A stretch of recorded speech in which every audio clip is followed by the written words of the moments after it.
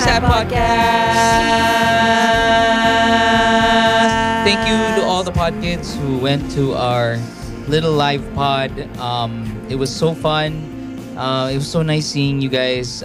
Daming mga listeners since the beginning. Yeah, since the first episode. It was so nice to meet you guys. And nakakainis yung Instagram. Hindi ko makita yung mga Ako rin.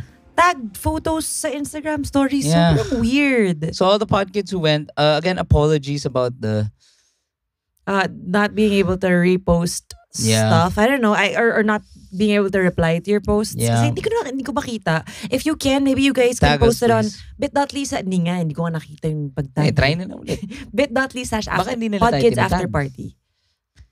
Para, Anyway. hindi, even yung post ni Ali, hindi ko makita. Anyway, So what we're gonna do today actually is pretty fun. We're gonna read some. So this is an Express Malibag. We're gonna read some rants. and not just love, ha? We're gonna read some rants on bit.ly/podkids after party. So mga problema ng mga podkids. So somebody shared this post. So it wasn't an actual podkid who posted this, pero shinare yung post sa podkid after party group. It's a post by Dalawang Sentimo sa Kalye. So ang sinasabi niya is, the worst mall in Metro Manila isn't Glorieta but SM North EDSA. Why? Aside from the fact that this is located in an area where traffic congestion perpetually exists, the roads here suck. Tapos paggabi walang ilaw, so basta bahala ka na lang. Then, ang pinakaayaw ko sa mall na to ay nakakaligaw. Hindi mo alam kung nasa ang part ka ng mall. May so parts true. na sobrang liit lang nung area.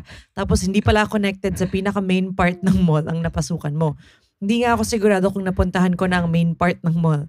Tapos pag nagtanong ka sa guard, hindi mo din maintindihan kasi sobrang gulo ng design. Hindi ko alam why this mall exists. Ito ang pinaka nakakairita puntahan at tambayan. So, the podkid who reposted this, ang sinabi niya is, feeling ko hindi na ako makakalabas dito. Lalo na nung napunta na pala ako ng Trinoma. Like, how? From SM North EDSA. Sabi niya, pero dahil sa nawawala ako dito, kaya ako nakita ang linya-linya store. My Podsib heart is so happy. Kaya lang, wala akong pera that time. At worried ako na makakauwi pa ba ako. You know what? Sige, since this is an Express Malibag, I am so confused kasi yung sa SM North It's EDSA, pretty wild. may mga there are parang- 3 malls yun inside nga eh. SM North EDSA. There's What the are they main SM North EDSA, the block? annex, and then the block. The block is their parang fashion hall. okay. Yung annex is, dun ba kami? Ay naku, di ko rin alam. Basta, I think annex. Basta yung Cyber Zone Mall. Basta yung malapit sa Wendy's. Sorry, that's what I call. Hindi Wendy's. Hindi ba? Zarks. Zarks. Crocs. What I call Crocs. Kaya what I call SM North. In fairness naman, if layout kasi yung magulo talaga. kasi yung main ang wild talaga. As in, like all the gym equipment is beneath the ground. As in, Underground. it's not B1, B2, it's beneath the ground. So, if you want to buy a kettlebell, dadali mo yung kettlebell na yan from hell to heaven. It's crazy. Tas, from hell to heaven. Tas hindi ko nga alam if sadya nila to, pero parang from hell to heaven. So, dumadaan kang hell, biglang, uy, may waffle, or uy, may Auntie Anne's, uy, may ganyan. It's just crazy. The main mall, kasi it's one of the oldest malls eh. Kaya yung the block, Aren't they super renovating it? Yung isang part? nakailang renovation, kaya nga magulo. Yeah. Anyway, to our southern friends, check it out. Baka magandang field trip. Parang hindi yata. Hindi, magandang field trip. Well, okay. Next. It's so nice catching up on the Facebook group. So, ngayon magbabasa tayo ng mga posts ng podkids. This one was posted 4 days ago. And I love it because they can post anonymously. Oh. So, sabi niya, "Hi Podsibs, may chika lang ako and advice is very much appreciated. Twice ko na kasi na nakikita yung kawork ng boyfriend ko na hinahawak-hawakan siya sa tuwing kinakausap niya boyfriend ko. One time, yung may ini-endorse siya sa boyfriend ko with matching rub sa braso ng boyfriend ko. Second time is kahapon lang, nakita ko na pinipingot niya in a joking way yung tenga ng boyfriend ko hanggang sa rub ulit niya yung braso ng boyfriend ko. The thing is, sinabi ko to sa boyfriend ko. Quick backstory. Back then, magkakaibigan kaming tatlo. Si ate girl, ako at boyfriend ko. Hanggang sa nagka-developan kami ng new boyfriend ko. Then umamin si ate girl na gusto niya pala yung boyfriend ko. Take note, si ate girl ay nasa long-term relationship na kiniklaim niya she's happy with her partner right now. Back to the main concern. Twice na pala kinausap ni boyfriend si ate girl. Because we both know ate girl, mapagawa siya ng kwento wherein she's the victim and kawawa. Kinausap naman ni boyfriend si ate girl in a good way, saying it's not really necessary to touch him like that. Fairness, Wow. props to him. Boyfriend said he saw where I was coming from and that he understands my concern. Kasi Podsibs, I believe that it's not really necessary to be touchy like that. We work in the hospitality industry. Oh. But tingin ko, it's really not normal to be touchy like that. I admit, medyo gumana yung selos side ko. And I know you can't own a person. I just asked for boundaries and lines na sana hindi natatapakan. And not to be shocked, kumalat sa company yung kwento ni ate girl na isa akong psycho-jealous girlfriend. Kinausap kasi si boyfriend ng ilang colleagues niya about that matter, saying na normal lang naman kung hawak-hawakan siya ni ate girl because as I quote one of them, parte ng trabaho yun. Siguro sa kanila normal lang yung ganun. I'm not shocked anymore because almost all of them ay may mga kabit. Oh my God. Now my question, Podsibs. Am I wrong for feeling this way? Mali ba yung ginawa ng boyfriend ko na action? Alam kong hindi mawawala ng temptations every day and anywhere. We both know how to not give into those. Paano ko ba maiiwasan na hindi unahin ang selos but maging rational mag-isip? That's awesome. A question though, how does she see that the girl is touching the guy? Hindi ko nga alam eh. Tsaka para sila naging magkakaibigan. Or baka dati silang magkaka-work. Tapos ngayon the podkid is umalis na Left? sa work. Ganun. Oh, let's assume. Let's assume it's true. Let's assume rin na Pinipingot niya in a joking way yung tenga ng boyfriend ko. Kung may maganap ng tenga mo, Jim, pipingutin ko. Like what? Hospitality? So, yeah, I think and definitely tenga is tenga are tengas are... tengas Ears are off limits. Tengas are off limits. Pero definitely, no? That's so ano eh, That's so invasive. Yeah, and that's an It's an erogenous zone. yeah, I think it's more intimate than like tapping. I don't think I have ever touched anybody's ear that I wasn't Yeah. in a relationship I have with. never touched anyone's ear. Except to clean my kids' ears. I don't know. I mean, except yung partner Oh, mo. duh. Diba? Yeah, that's insane. Ako, so Podkid, to answer your question quickly, yeah, definitely that's pretty annoying. So ganito, parang, ikaw talaga, halika nga dito, pipingutin kita. Ganun. Parang, ito kasi ayaw makinig eh. Hindi pa rin, no. I think somebody did touch somebody's ear. Now I'm having flashbacks. So kung gano'n naman pala sabi. Kainis pa rin. It's still a boundary that should not be crossed. Pero if you communicate it and then she stops, that's And how is rubbing like ganito? Ganyan? like kasi may, rubbing. hindi, syempre OA naman yung ganung rubbing. It's like parang Ganito. liga dito. Parang Parang, uy ko naman yung ano. oh, liga na, ano ba? By the way, ganyan. Hindi, pero mahirap rin kasi may past eh. Na sinabi niya gusto niya yung that boyfriend eh. Oo. Yun pa lang- immediately wala na. Yun pa lang parang hands off. Wala na. Hands off. Yeah. Honestly, you can't own a person but if it makes you, parang alam mo eh. I Alam think- mo kapag may balak eh. I think this is the ultimate commandment of arm rubbing. Mm. You can rub if you have never. You Huh? can rub. Rub. You can rub the arm Mm. as long as you've never. I'm trying to rhyme it. If never ka nag-confess ng love, you profess can rub ng love. if you haven't loved. Mali. Gets. I gets ko. Kasi yung arm gets. rubbing, like again, Manny nga held my inner thigh. Ay, not me. Manny held the inner thigh of our guy friend. Mm. And because nga, ganun talaga siya. Mm. Pero for some reason, sa akin hindi touchy si Manny. No, baka ayaw ka niya. Charot. Bakit kaya? Is he not? He's not touchy Baka sa. because you keep talking about it on the podcast. I've never, Manny, if you're listening, I've never made please fun. touch Jim. I've never made fun of him for Please doing that. touch his It's inner only the thigh. one he grabbed by the inner thigh yung nanggago sa kanya. So, because for example, like our friends, Candy's very Yeah. friendly, touchy. I also like, But she doesn't do it kasi para tayong magkapatid eh. So, she does it to us. And But she doesn't do it to like random strangers. I also do that to like yesterday when we had our pod. Like I would like Manny and Ali, if I'm laughing, I always like. Pero sabi kind of question, is that punch flirting ba? If kung ano, let's say Big Fuzz, you're at Big Fuzz, you meet someone for that night, like you're friends with ganyan. And then let's say 30 minutes in the conversation, like you make a joke, like pero ano tas, and then natawa siya, and then she rubs your arm, like, No. uy, ano ba? No. That's not flirting. No, not at all. Not at all. Not at all. Okay, so It's sometimes kasi ako I do that because it's parang a connection, but it's not flirting. Sometimes you just do it mindlessly. I would never do that to a girl though, unless I know her. And I would never do that to someone I don't know. Hindi, if you meet niya that night.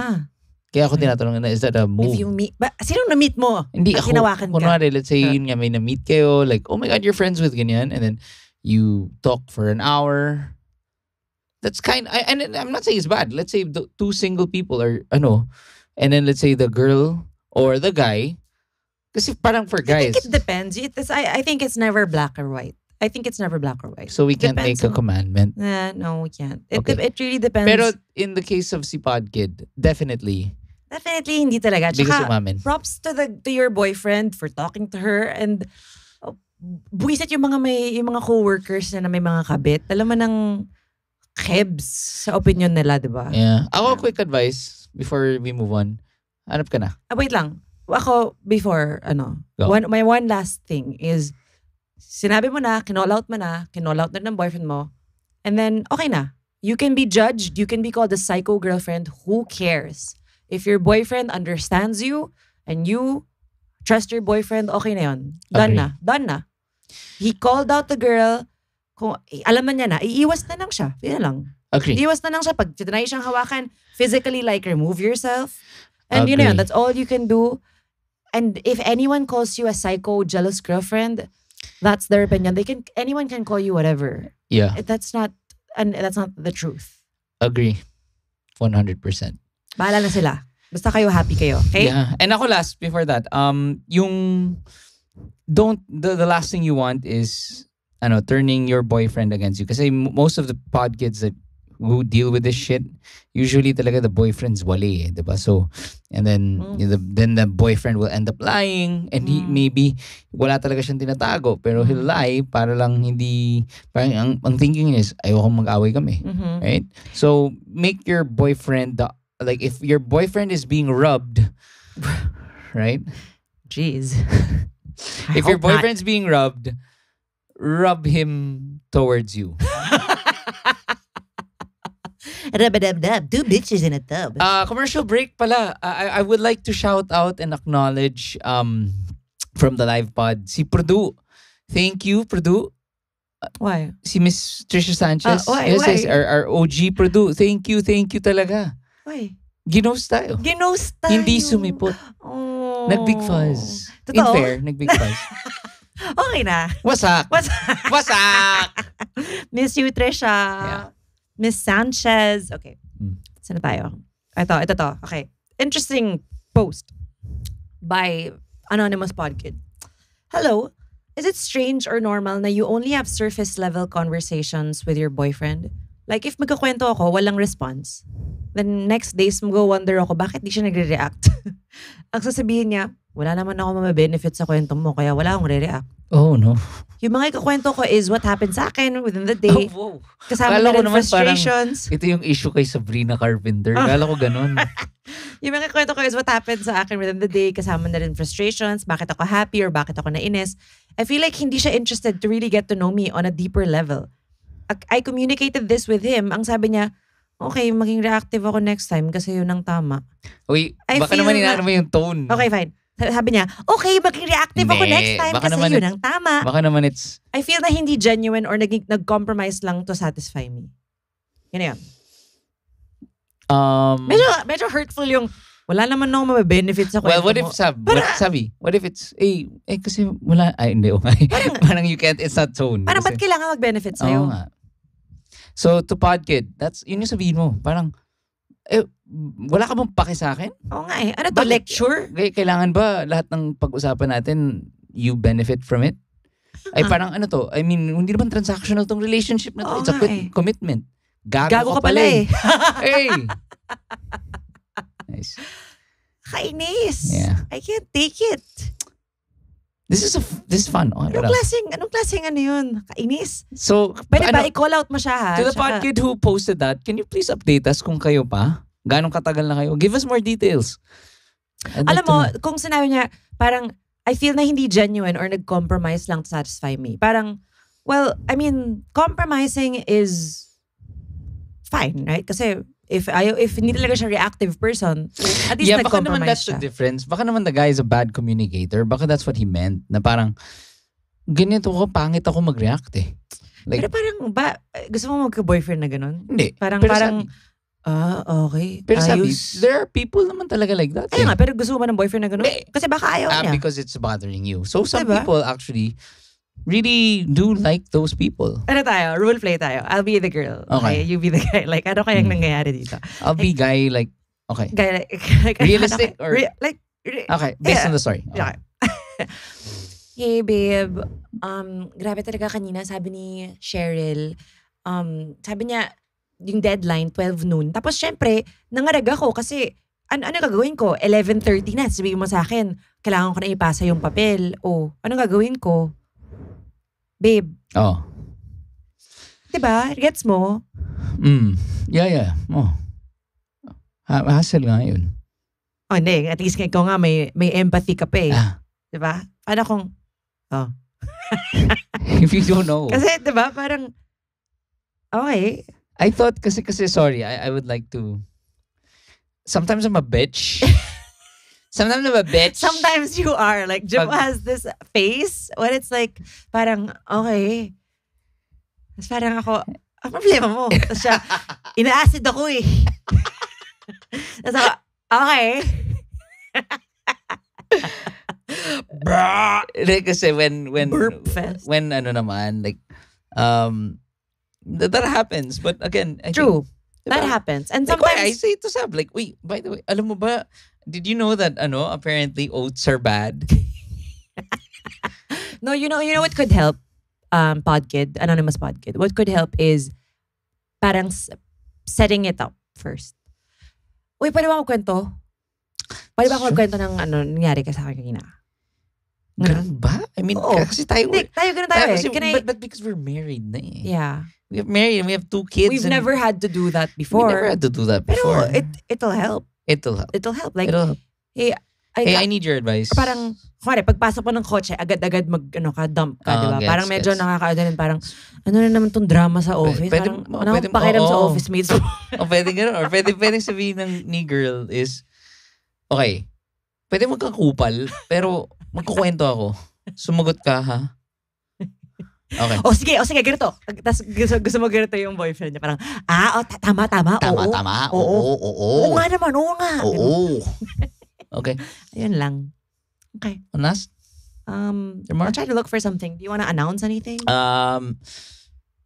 We're really planning a big Podkid celebration. I think plano rin namin na mag-ghost si Produ doon rin.